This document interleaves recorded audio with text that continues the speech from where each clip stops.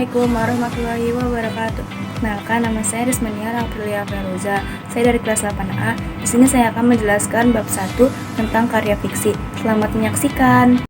Mengenal karya fiksi. Karya fiksi merupakan salah satu jenis karya sastra, yaitu karya seni yang diciptakan dengan media bahasa.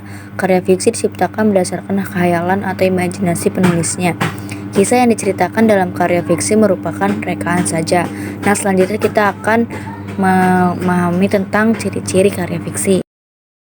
Ciri karya fiksi adalah yang pertama ditulis berdasarkan imajinasi. Semua unsur dirangkai berdasarkan imajinasi penulis sehingga menjadi sebuah cerita rekaan yang utuh. Yang kedua, berbentuk kisah atau cerita utuh.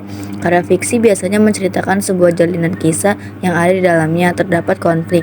Konflik tersebut akan dituntaskan hingga akhir cerita. Yang ketiga, dilengkapi unsur-unsur cerita. Setiap karya fiksi dilengkapi unsur-unsur intrinsik. Selanjutnya kita akan memahami unsur-unsur karya fiksi. Dibagi menjadi 4. Yang pertama ada tema cerita. Tema cerita adalah gagasan utama atau ide pokok yang menjadi dasar cerita. Yang kedua ada tokoh cerita atau orang-orang yang menjalani kisah yang diceritakan, itulah yang disebut tokoh.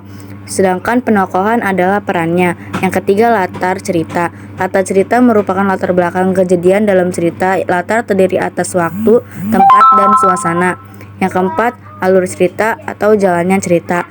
Yang ada alur maju, alur mundur, dan alur campuran. Yang dimaksud dengan alur maju adalah kisah yang diawali dengan suatu peristiwa kemudian diceritakan menjadi masa-masa selanjutnya.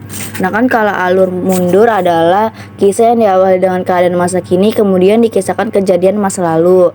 Sedang alur campuran antara alur maju dan alur mundur yang semuanya digunakan dalam sebuah cerita.